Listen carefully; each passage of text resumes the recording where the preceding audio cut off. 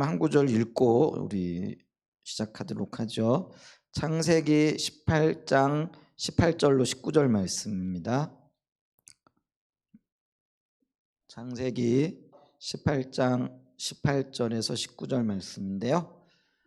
우리 좀 한번 같이 좀 읽어보겠습니다. 아브라함은 강대한 나라가 되고 천하 만민은 그로 말미암아 복을 받게 될 것이 아니냐. 내가 그로 그 자식과 권속에게 명하여 여호와의 도를 지켜 의와 공도를 행하게 하려고 그를 택하였나니 이는 나 여호와가 아브라함에게 대하여 말한 일을 이루려 함이니라. 아멘. 우리가 주일 저녁에 선교적 교회를 좀 책을 통해서 살펴보고 있잖아요. 특별히 선교적 교회 이권에 해당되어지는 교회의 선교적 정체성과 역할 이렇게 살펴보고 있는데, 특별히 우리가 선교적인 교회를 얘기하게 되어지면은 이게 신학적인 개념이 아니냐. 그래서 그 근거를 마태복음 28장 18절 이하로 이렇게 찾게 되잖아요. 근데 사실은 이 선교적인 개념이 신학적인 개념이 아니라 원래 하나님의 의도하셨던, 그리고 하나님의 백성들을 부르시고 또 부르신 목적이 바로 선교적인 교회로의 부름이다, 이렇게 얘기했죠.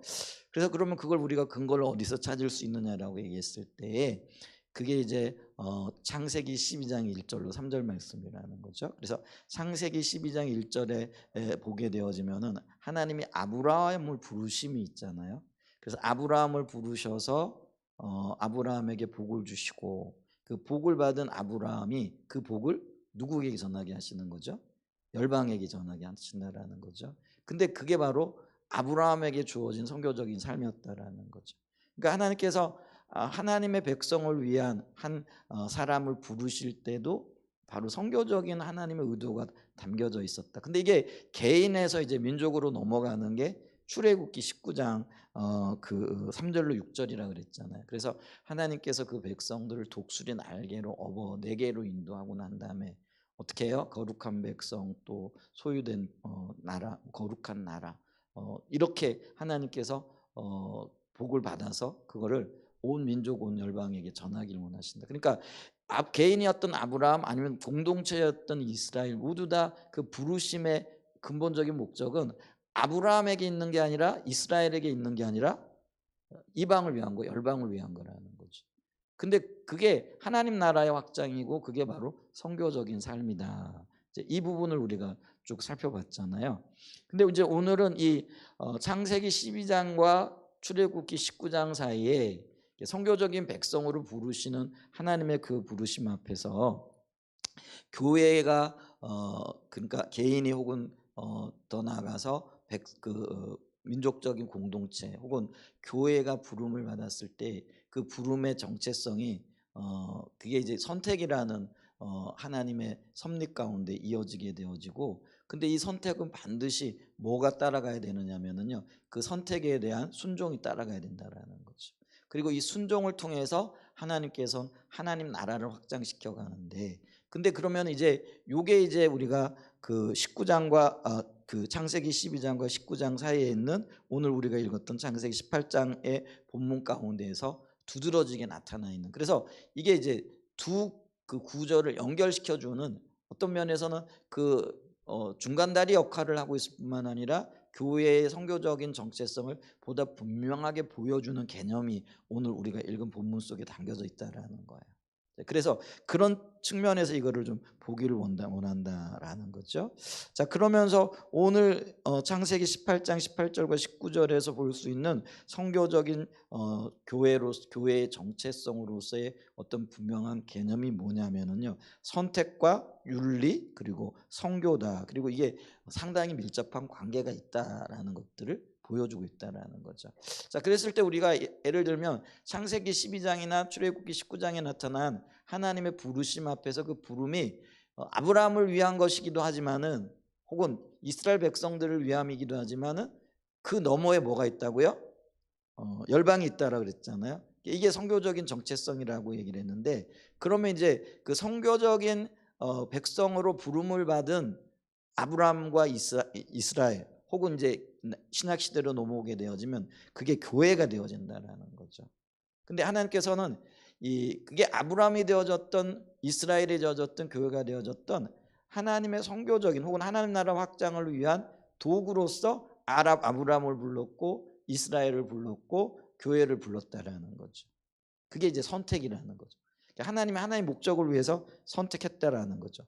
그래서 여기 이제 미리 보기에 보면은 선택에 이런 얘기 있잖아요. 하나님의 계획 중심에 선택된 계획의 중심에는 선택된 하나님의 백성이 있다라는 거죠. 그래서 하나님의 계획 중에는 열방이 늘 그 어떤 면에서는 모든 그림 혹은 모든 출발의 종착점이 하나님 나라 확장이고 열방이었다라는 거죠. 근데 그 열방을 이루기 위한 시작점에 늘 하나님의 백성이 있었다라는 거죠. 그러니까 아브라함이 있었고 이스라엘이 있었고 교회가 있었다라는 거죠. 이제 그걸 이제 선택이라는 거죠.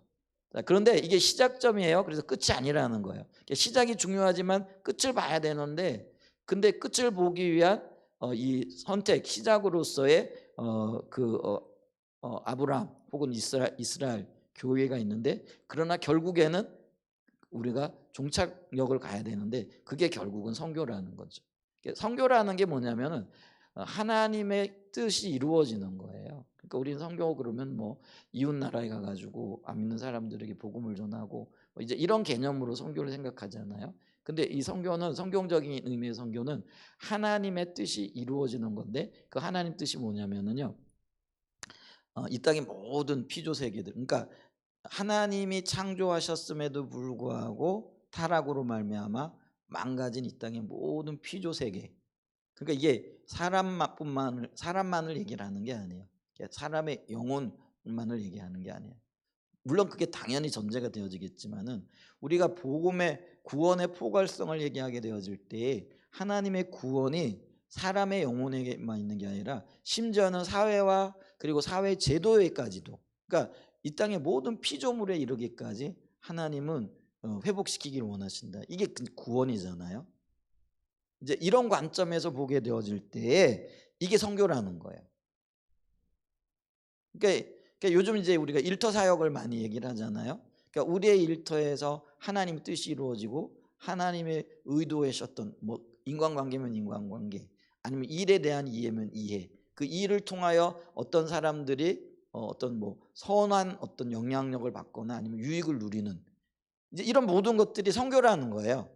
그게 이제 하나님이 의도하셨고 목적하셨던 어떤 바들이 이루어진다는 거예요. 근데 이제 이런 거를 우리가 기억하게 되어지면은 우리의 삶의 자세라든가 일을 대하는 태도라든지, 목사는 이제 목회하는 일도 선교의 한 영역이 돼요. 하나님 뜻이 이루. 그러니까 목회하는 사람으로서 목회자가 가지게 되어질 마음의 자세, 뭐 태도가 다르고요. 그러니까 주부는 주부들대로, 그 학생은 학생들대로 이런 어떤 이해가 있게 되어지면은요, 그의 삶의 사역, 그의 삶의 현장에서 선교적인 마인드 혹은 선교적인 삶의 자세를 가지고 살아가게끔 돼 있다라는 거예요. 그러면은 지금보다는 조금 다른 어떤 삶의 자세들, 그리고 더 진지함들이 나오게끔 되어져 있다라는 거죠. 그리고 주님은 우리를 선택하신 것, 이 선택의 중심에도 하나님의 백성들이 있지만은, 교회가 있고 아브라함이 있지만은 그런 어떤 선택받은 자로서의 사명을, 그게 이제 그 선택받은 하나님의 의중과 의도를 알아서 그 의중 앞에 혹은 의도 앞에 우리 자신을 드리는 거예요. 그게 이제 순종의 삶이잖아요. 그걸 이제 윤리라 이렇게 얘기를 한다는 거죠. 그러니까 선택받은 하나님의 백성들은 하나님의 의도 앞에 반드시 순종해야 된다는 거예요. 그러니까 아브라함이 부르신 하나님 앞에 순종함으로 그가 믿음의 조상이 되어지고, 그 믿음을 통하여 자신이 복을 받고 열방이 복을 받았다는 거예요. 그러니까 선택받은 아브라함은 하나님의 뜻 앞에 순종해야 될 책무와 의무를 진다는 거예요. 그게 특권이기도 하고 한편으로는 그게요 책임이고 의무이기도 하다는 거예요. 그 이스라엘 백성들은 마찬가지잖아요. 하나님의 나라요, 소유된 백성이고 또 거룩한 하나님의 백성의 삶을 사는 거죠. 그게 이제 그들이 살아야 할 순종의 열매들이는, 그리고 그걸 통해 가지고 열방에게 복을 전하게 되어지는, 이제 하나님의 뜻을 이루게 되어지는 그런 삶이 요구되어졌다라는 거죠. 그럼 이제 교회가 오늘날 주님의 선교적인 목적을 위한 선택, 그러니까 하나님께서 그렇게 세우셨잖아요. 그걸 이제 선택이라고 볼 때, 그럼 교회를 이루고 있는 저와 여러분들, 그러니까 교회가 이 건물이나 어떤 뭐 아니라 그 부름받은 사람들의 모임이잖아요. 그러면 개인이기도 하고 단체이기도 하다라는 거예요. 그러면 이제 우리가 그랬을 때 교회로서의 이 삶을 선택받은 자로서의 삶이 하나님의 목적 앞에 맞춰지게 되어질 때에 그게 윤리적인 삶이 되어진다는 거예요. 주님이 그걸 얘기하고 있고요. 그리고 이 윤리적인 삶의 결과는 반드시 뭘로 나타나느냐면 하나님의 목적의 성취예요. 그걸 성교라 이렇게 얘기를 한다는 거예요. 자, 그럼 그게 지금 창세기 18장 속에 나와 있느냐? 분명하게 나와 있다라는 거예요. 그래서 우리가 이 창세기 18장 18절과 19절을 우리가 읽었잖아요. 82페이지로 좀 넘어가 봐요. 그래서 이 창세기 18장 18절로 19절 말씀이 이 82페이지에 보면 이제 요거 좀 한번 읽어볼게요. 자, 우선 하나님은 이 9절에서 창세기 12장 1절과 3절에서 아브라함에게 주셨던 약속을 그대로 반복하고 있다는 거예요.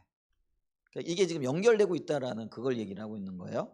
그래서 창세기 18절에 보면 18장 18절에 보면 아브라함은 강대한 나라가 되어 있고 천하 만민은 그로 말미암아 복을 받게 될 것임이 아니냐.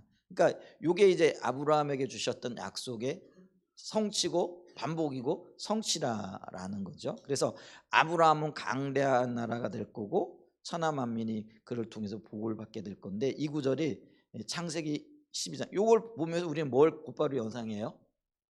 창세기 12장 1절과 3절에서 주어진 하나님의 약속 말씀을 곧바로 연상할 수밖에 없다라는 거예요. 왜냐하면 그게 재진술이니까요. 그러니까 어떤 의미에서는 우리가 출애굽기 19장 3절로 6절 말씀이 창세기 12장 1절과 3절에 반복이고 재준술이라고 그랬잖아요.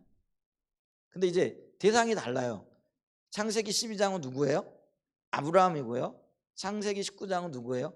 이스라엘이에요. 그러니까 공동체, 민족 공동체가 되어지는 거예요. 나라로서 부른 거죠. 그러니까 확대되어져 있는 거예요. 그 개념이 개인에서 민족으로 공동체로 한 가정에서 뭐 가정도 공동체이겠지만은 나라로 확대되어진 이제 그건데 여기 18장도 마찬가지라는 거예요. 아브라함에게 주어진 그 약속들을 재진술을 하면서 이제 근데 19절에 넘어가게 되어지면 그런데 하나님은 19절에서 그 약속에 덧붙여서 아브라함에 대한 더 나아가 모든 아브라함의 자손에 대한 하나님의 뜻 그게 이제 이걸 다른 말로 윤리적인 요구 하나님의 목적을 지금 제시하고 있다는 거예요. 그러니까 너희가 복을 받아. 그리고 강대한 나라가 될 거야. 근데 복을 받는 이유가 뭔지 아냐? 그게 이제 하나님의 명령 내지는 하나님의 의도라는 거예요. 이걸 이제 윤리적 요구, 윤리라 이렇게 얘기를 한다라는 거예요. 윤리적 요구를 하나님의 요구를 말씀하신다라는 거예요. 그러면서 심지어 하나님은 아브라함과 그의 후손들이 그렇게 하나님의 길을 따라 살도록 이것 때문에 내가 너희를 불렀다라는 거예요. 그러니까 내 말을 지키고 내 뜻을 따라 살아가게 하기 위하여 내가 너희를 불렀다라는 거예요. 그걸 이제 하나님의 말씀 혹은 약속이라고 우리는 이때까지 이제 말했는데 이게 이제 뭐라 그럴까요? 언어가 약간 달라졌어요. 근데 같은 개념이라고 할 수 있어요. 그래서 그 백성들을 부르셨는데 부르신 이유가 뭐예요? 말씀대로 약속을 따라 살아가게 하려고 불렀다라는 거예요. 그게 이제 하나님 편에서는 아브라함에게 요구하시는 윤리가 되어졌다라는 거예요. 그러니까 이제 요구 이렇게 불렀다라는 거죠.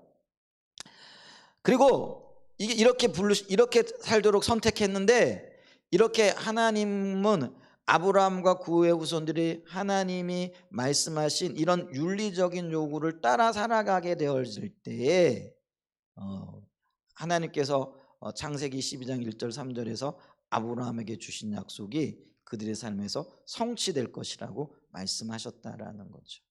그러니까 이제 이게 있어요. 하나님 말씀하셨어요. 약속하셨어요. 근데 그 약속이 그냥 이루어지는 게 아니라는 거예요. 아브라함이 순종해야 혹은 이 아브라함에게 주어진 약속이 아브라함의 씨들에게 있잖아요. 그러니까 성경에 보면 여러분 의외로 씨라는 표현이 있어요. 근데 씨라는 게 후손이고 자손이다 혹은 뭐 유업이다 이렇게 해석되어지기도 하거든요. 근데 이제 이게 아브라함 후손들에게 이 약속이 이루어지기 위해서는 윤리적인 삶을 따라 살아야 돼. 그러니까 요구를 이루어가고 하나님이 원하심을 이루어가며 살아야 된다. 그렇게 되어질 때 어떻게 된다고요? 하나님의 약속이 성취되어질 것이다. 라는 이제 그런 의미가 되어진다라는 거예요. 근데 우리가 요거를 보면서 이 구절에서 우리가 선택과 윤리와 선교의 연관관계를 볼 수 있다라는 거죠.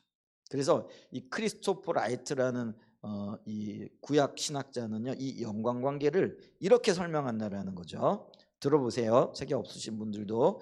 창세기 18장 19절은 주목할 만한 본문이다. 하나님의 아브라함의 선택, 아브라함 공동체에 대한 하나님의 도덕적 요구, 이게 윤리라는 거예요. 그리고 아브라함에 대한 하나님의 약속, 바로 앞에 18절은 다시 한번 천하 만민은 그로 말미암아 복을 받게 될 것이라고 그 약속을 간결히 설명했다. 이 한 문장에 묶여 있기 때문이다.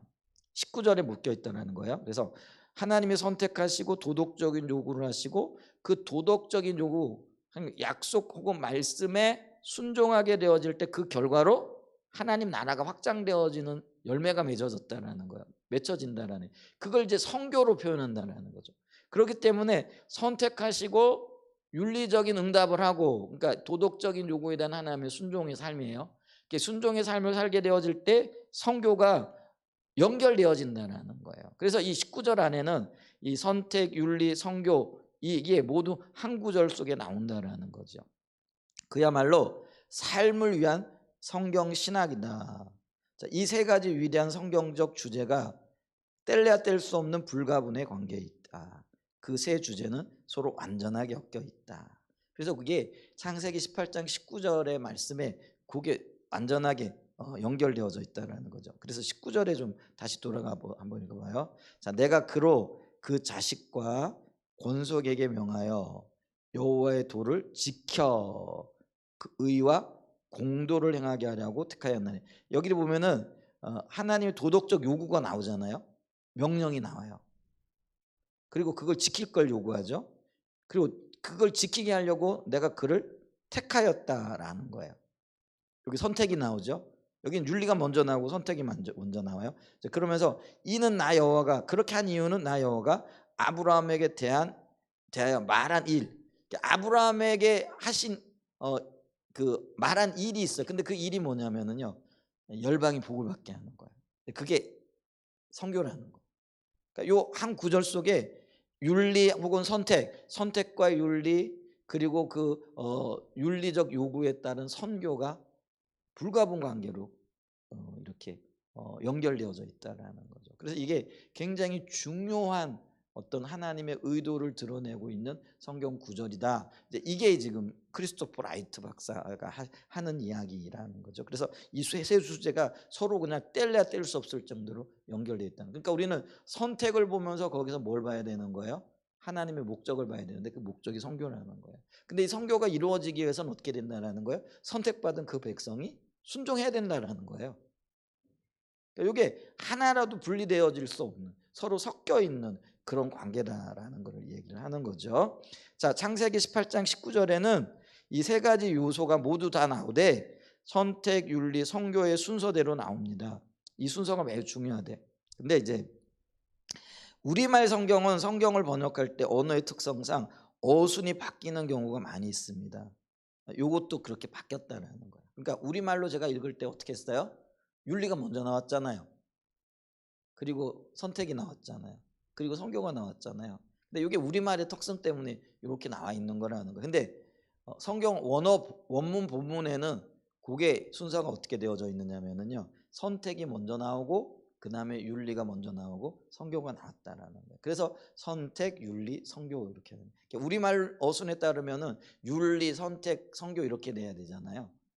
이제 근데 우리가 이게 암학문에도 이게 원문을 번역하다 보니까 우리나라는 또 특별히 그 영어하고도 좀 이렇게 어순이 다르잖아요. 그러니까 이제 영어를 잘하는 사람은 이제 우리나라 사람들이 하는 사고와는 좀 다르게 표현할 줄 알아야 되는. 이제 이 어순이나 이런 게 다르잖아요. 예를 들면 그 영어 같은 경우는 주어 다음에 바로 동사 나오잖아요. 근데 우리는 한참 말하고 난 다음에 나오잖아요. 그러니까 이제 언어를 이해하는 데 있어서도 이게 습관의 차이기도 하고, 근데 이게 무서운 게요, 그런 어떤 언어의 습관이 사고에도 영향을 미치거든요. 그러니까 이제 미국 사람들하고 우리나라 사람들이 물론 뭐 여러 가지 이유가 있겠지만은 이렇게 생각하고 말하고 뭐 이런 것들이 상당히 다르잖아요. 이제 그런 것들이 있죠. 근데 이제 여기도 그렇다라는 거죠. 그래서 원래 구절의 순서대로 나열하면은 영어 성경도 그렇게 돼 있다라는 거죠. 그러니까 영어는 이게 그 히브리어하고 어순이 비슷한가 봐요. 뭐 제가 영어나 히브리어 다 잘 모르니까 모르겠는데 하여간 뭐 연구하는 학자들은 이제 그렇게 얘기한다라는 거죠.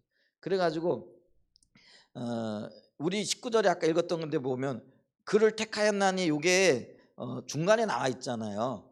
근데 원문에는 뭐냐면 이렇게 나온다는 내가 그를 택하였나니 이렇게 하고 시작한다라는 거예요. 무슨 말이 이해가 되시죠?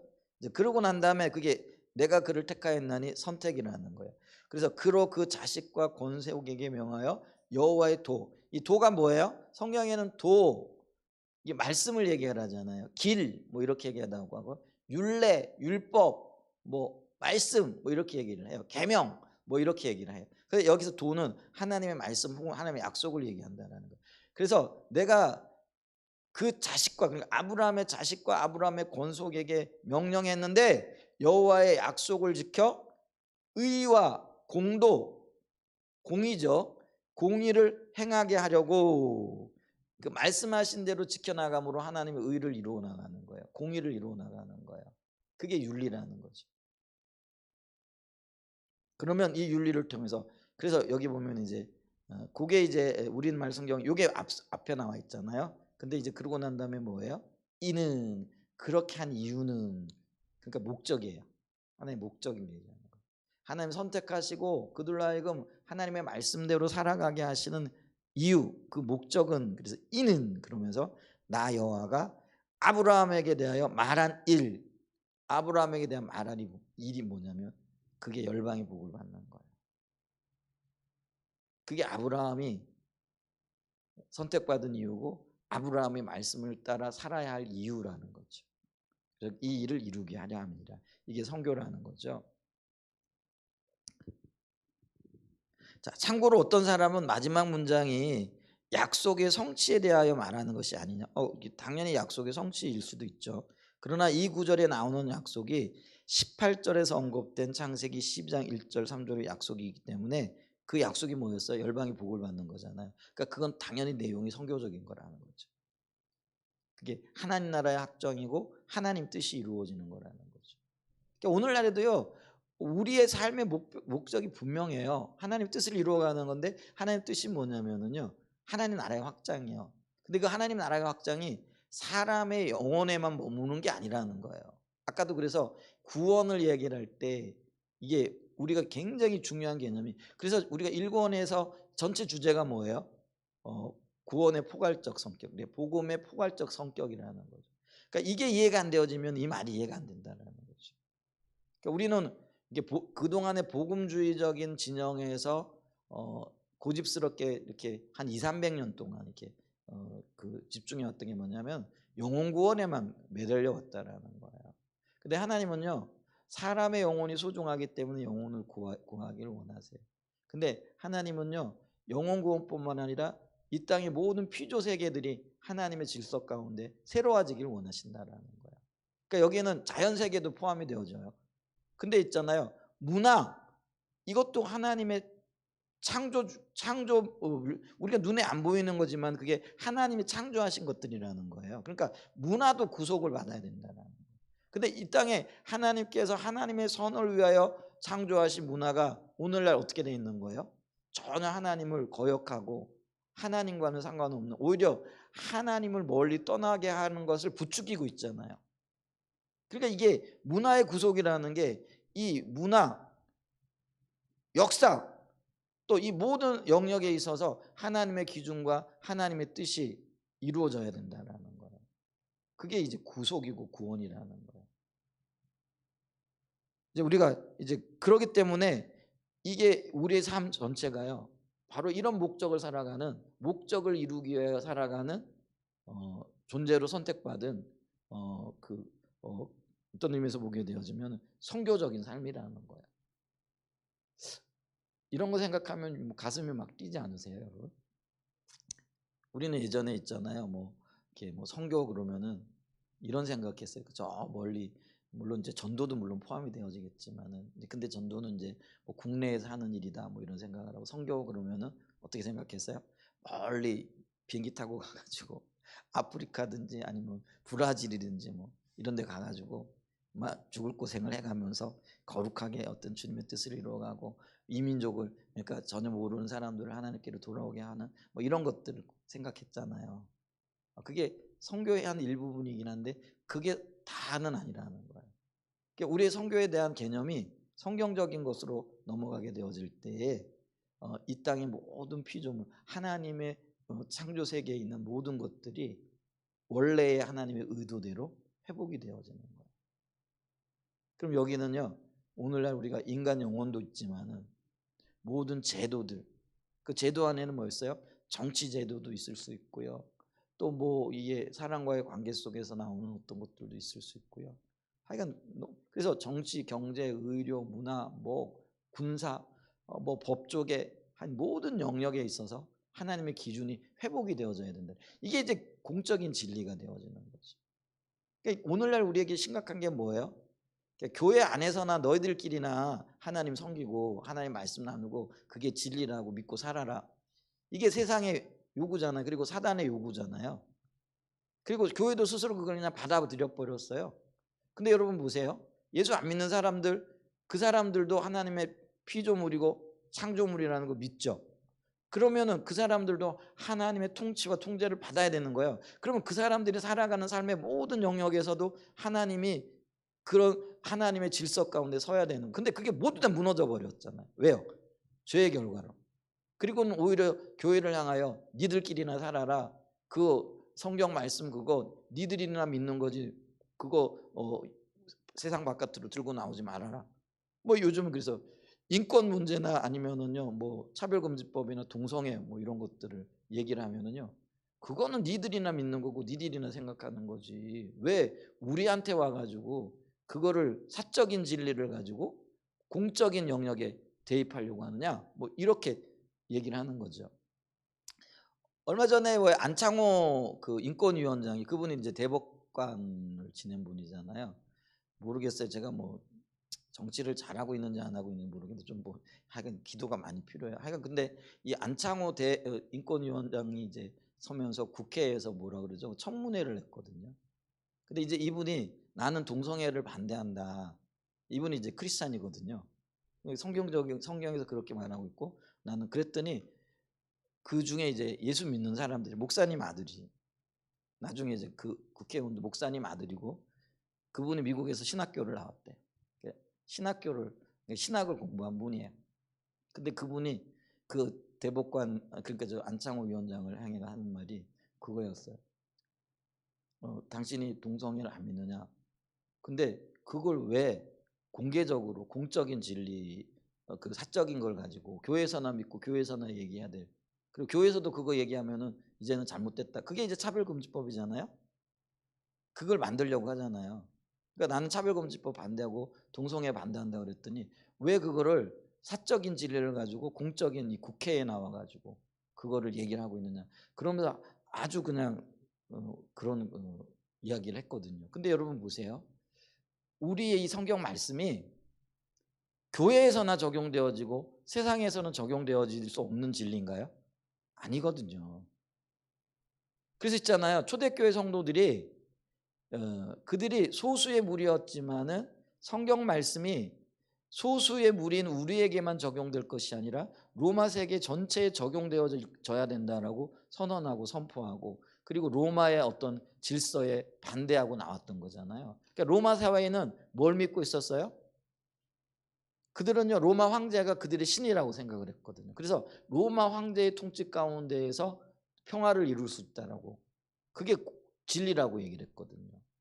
근데 이 초대교회 성도들은 뭐라고 했어요? 아니라는 거예요. 우리의 주는 예수 그리스도밖에 없다라는 거예요. 그러니까 퀴리오스라는 게 주라는 단어인데 이 단어가 로마 시저에게 해당되어지는 단어인데 그 단어를 예수님께 적용을 하는 거예요. 그리고 주님이 온 땅을 다스린다라는 거예요. 그러니까 로마 사회가 발칵 뒤집힌 거예요.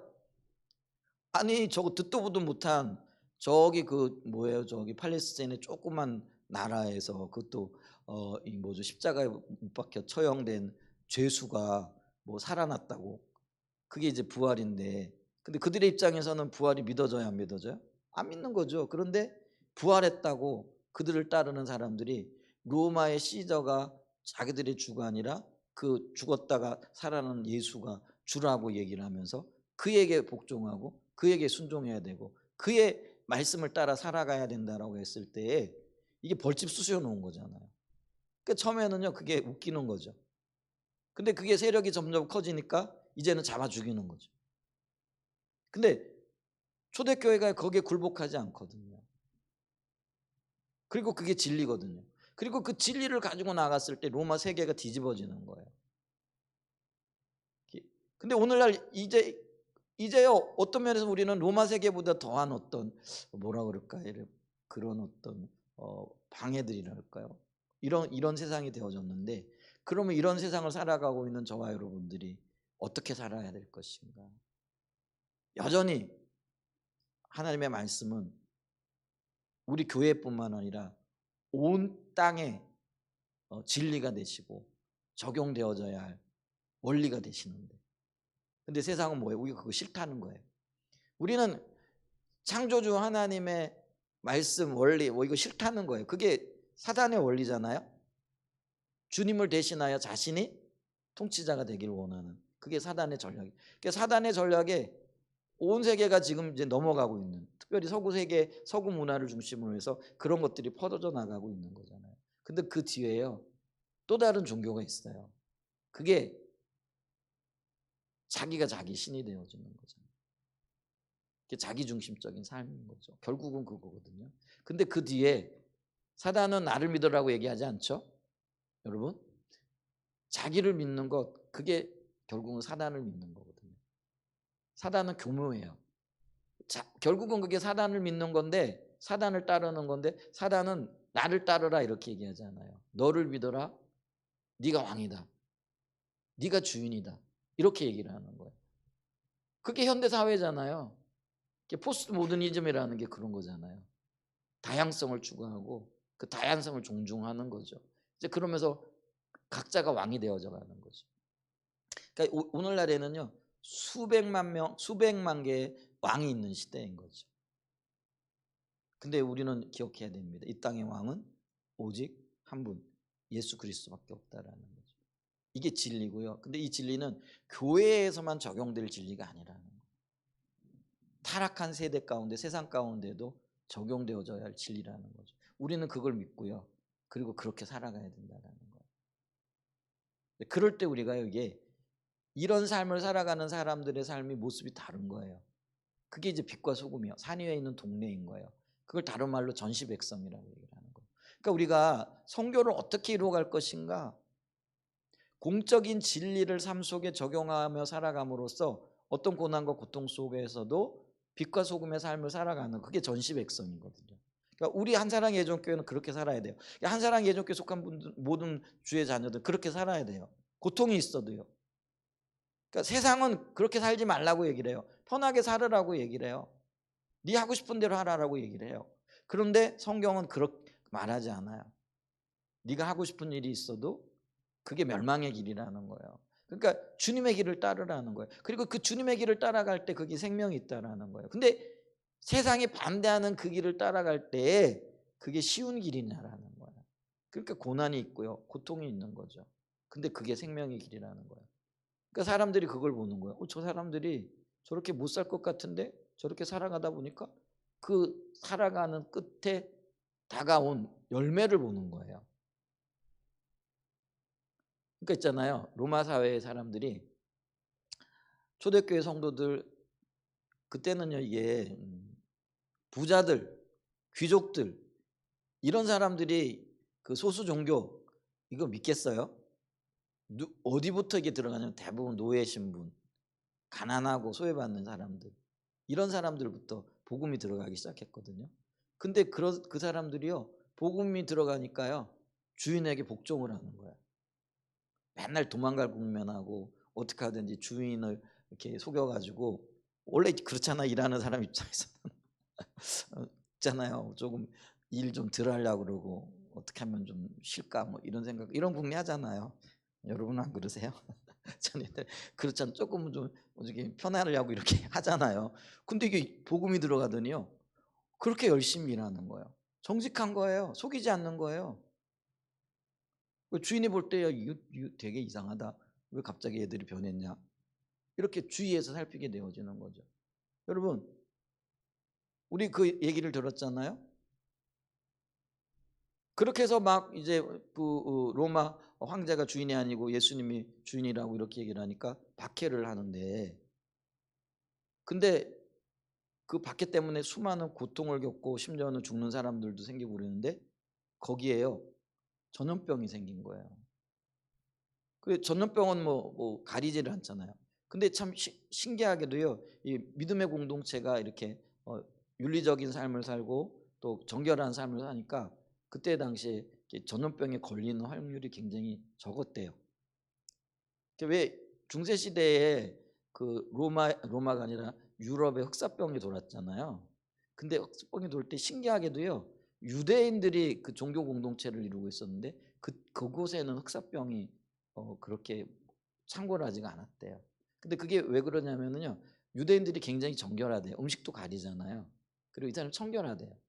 그러니까 물도 끓여 먹고 이제 뭐 이런 어떤 것들이 있는 거예요. 그러니까 기독교인들이 아마 소수민족 소수의 약자로서 어떤 그런 정결함을 살았나. 그러니까 그래요. 그러니까 근데 수많은 사람들이 죽어가는 거죠. 몇십만 명씩 죽어갔대요. 그러니까 로마 시대에 또 이런 데 있대요. 2차에 걸쳐 가지고 전염병이 창궐을 했는데 30% 40%의 인구가 죽었대요. 엄청난 거예요. 1000만 명 중에 30% 40%면 400만 명이 죽는 거예요. 대전 시내 인구가 지금 150만 명이라고 얘기를 하는데 30% 그러면은 한 4, 50만 명이 죽는 거예요. 그러면 한 집 건너 한 사람은 죽는 거예요. 그러면 사람들이 가장 먼저 하는 행동이 뭐예요? 옛날 같으면 더 그랬을 거예요. 전염병이 생겼다 불태우거나 도망가는 거겠죠. 안전한 곳을 찾아가지고. 근데 기독교인들은요, 전염병의 현장으로 달려가는 거예요. 그것 때문에 많은 분들이 죽었대요.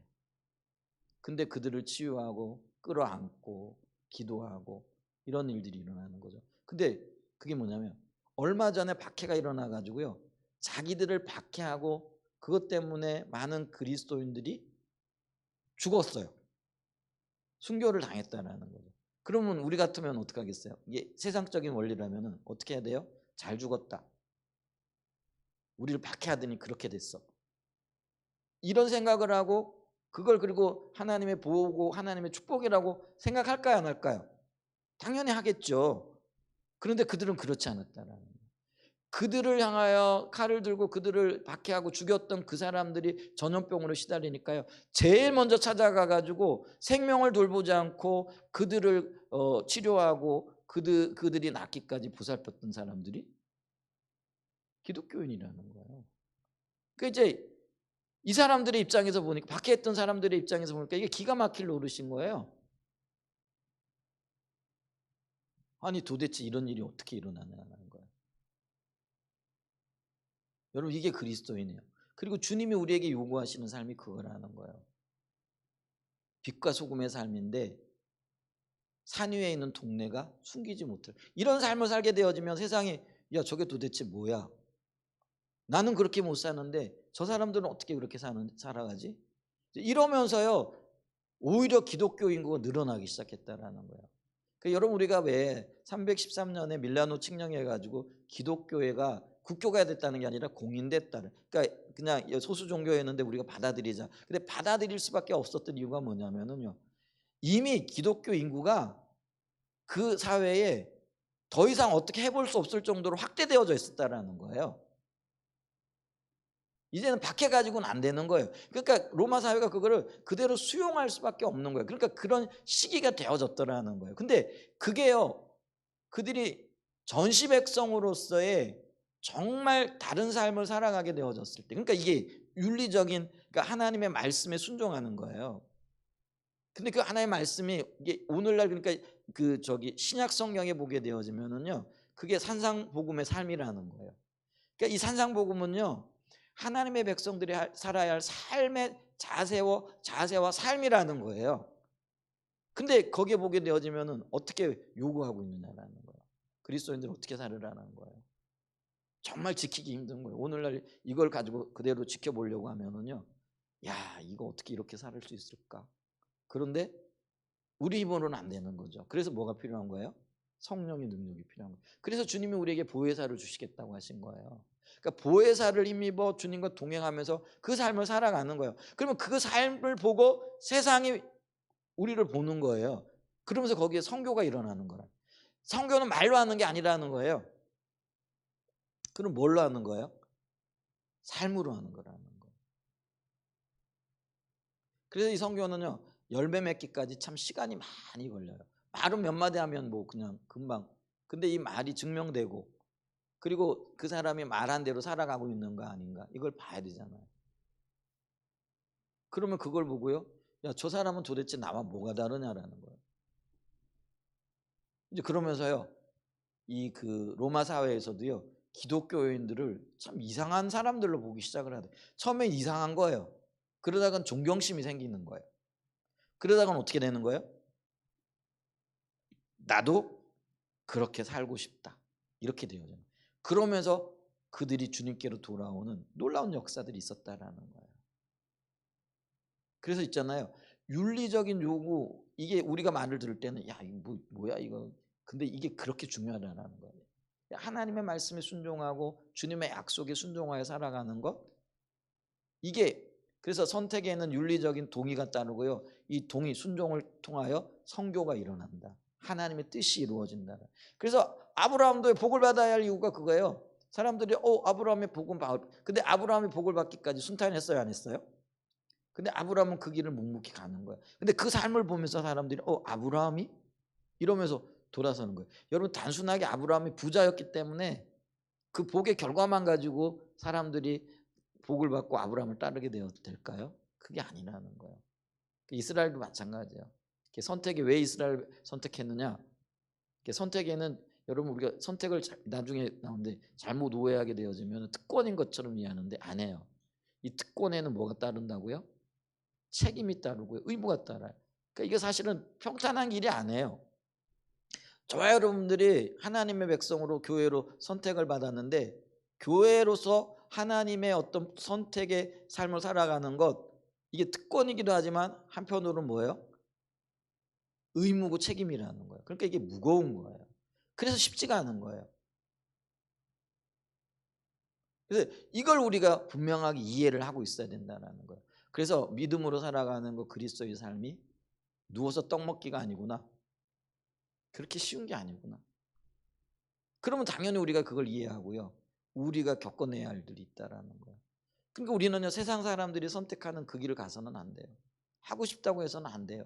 저 사람이 나를 배신하고 나를 힘들게 했어, 그럼 나도 그렇게 해야지, 이게 아니라는 거예요. 그는 나를 배신했지만 나는 그를 사랑해야 되는 거예요. 여러분 보세요. 우리는 주님을 십자가에 못 박았지만 주님은 우리를 사랑해 주신 거예요. 거기에 위대한 승리가 있게 되어지는 거라는 거. 그게 그리스도인의 삶이라는 거예요. 그게 빛된 삶이고 산 위에 있는 동네가 숨기지 못할 것에 대한 말씀이라는 거예요. 우리 각오를 해야 돼요. 여러분, 쉬운 길 찾지 말자고요. 우리 예수 믿으면서 한 사람이 교회 성도로서 쉬운 길 찾고, 뭐 세상 사람들이 말 맞다는 지름길 찾고 이래가지고는요, 이 부르심의 책임을, 선택의 책임을 유기하는 거라는, 버리는 거라는 거예요. 그렇게 갖고는 우리 하나님 뜻 못 이루어요. 우리는 묵묵히 우리의 길 걸어가야 돼요. 그게 고난의 길이고 내가 원치 않는 길이라고 할지라도. 근데 분명한 것은 그 길 끝에 뭐가 있다고요? 하나님의 열매가 있다고. 그게 성교라고요. 근데 우리가 이 복, 그러니까요, 이제 물론 하나님이 주시는, 아브라함이 뭐 복을 받잖아요. 돈도 많이 가지고 뭐 양도 많이 가지고 뭐 하여간 받아. 근데요, 그게 아니에요. 아브라함이 복을 받았다라는 건 하나님 뜻을 이루었다라는 거거든요. 그게 성교라는 거예요. 그러니까 우리 한사랑 예전교회를 통해 하나님 뜻이 이루어져야 돼. 물론 그 과정에 하나님이 인도하시고 은혜를 베푸시는 영역들도 있겠죠. 그래서 이게 다시 중요하다라는 거죠. 그래서 조금만 들고 볼게요. 다시 크리스토퍼 라이트는 이렇게 말합니다. 특히 윤리가 선택과 선교의 중간 지점에 있다는 점이 좀, 그러니까 이게 윤리가 선택과 선교의 중간에 있잖아요. 이게 가교 역할을 한다는 거예요. 선택과 선교의. 그러니까 제가 지금까지 설명했던 그런 이유예요. 점에 주목해야 한다. 윤리는 선택의 목적이자 선교의 기초다. 다시 말해 하나님의 아브라함을 선택하신 것은 하나님의 성품을 배우고 그것을 윤리적으로 나타내는 공동체를 만들기 위함이다. 그리고 그와 같은 공동체가 실제로 존재함으로 인해 그거를 삶으로 살아내는 공동체, 삶으로 살아내는 교회가 있기 때문에 선교가 일어난다는 거예요. 하나님의 목적이 일어난다는 거예요. 이게 유령 진리가 아니라는 거예요. 그거를 살아내는, 몸으로 부딪혀가면서 빛의 역할을 하는 저와 여러분들이 돼야만이 하나님의 선교가 실제가 되어지고 열매 맺게 되어진다는 거예요. 근데 말만 하면 그게 안 되잖아요. 그걸 얘기해요. 그래서 실제로 그런 공동체가 실제로 존재함으로 인해 열방의 복을 전하는 하나님의 선교가 실행될 것이다. 크리스토퍼 라이트는 창세기 18장 19절에 나오는 선택, 윤리, 선교의 연관관계에서 찾아볼 수 있는 선교적인 논리를 그 관계의 양 끝에서 접근하는 방식으로 설명했다라는 거죠. 그래서 그 연관관계를 뒤에서부터 읽어보면 다음 같다는, 이거 거꾸로 좀 읽어보자라는 거예요. 그러니까 아까는 선택, 윤리, 선교로 접근했는데 이제는 선교, 윤리, 선택으로 접근해 보자라는 거죠. 그래서 하나님의 궁극적인 선교는 무엇인가? 하나님이 아브라함에게 약속하신 대로 열방의 복을 가져오는 것이다. 하나님 뜻이 이루어지는 거라는 거죠. 자, 그것이 어떻게 성취될 것인가? 의와 공도 가운데 야훼의 도를 따라 살도록 가르침을 받을 공동체가 세상에 존재함, 실제로 존재함으로 이런 윤리적인 삶, 순종하여 살아가는 삶을 살아가는 공동체가 있기에 이런 의미라는 거죠. 그게 윤리적인 요구라는 거죠. 자, 하지만 그런 공동체는 어떻게 생겨날 것인가? 하나님이 아브라함을 그 창시자가 되도록 부르셨기 때문에, 선택하셨기 때문이다. 거꾸로도 연결되어지고요. 이걸 다시 앞에서부터 읽어보면, 그럼 아브라함은 누군가? 하나님이 선택하시고 인격적인 우정의 관계를 맺으신 사람이다. 그래서 선택받았다라는 거죠. 선택하시고 그런 관계를 맺었다라는 거죠. 그럼 왜 하나님은 아브라함을 선택하셨는가? 소돔의 길을 따라가는 세상에서 야훼의 도와 그분의 의와 공도에 헌신할 백성을 만드시기 위하여, 말씀에 순종할 백성들을 세우시기 위하여. 그게 윤리적인.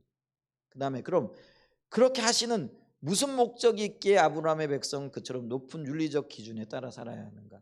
여러분 과거에도 구약에도 그렇고요. 아브라함에게 요구되어지는 거는 그러니까 아브라함 시대의 그 문화에 쩔어 있던 사람들에게 요구하는 삶의 기준보다 훨씬 높았어요.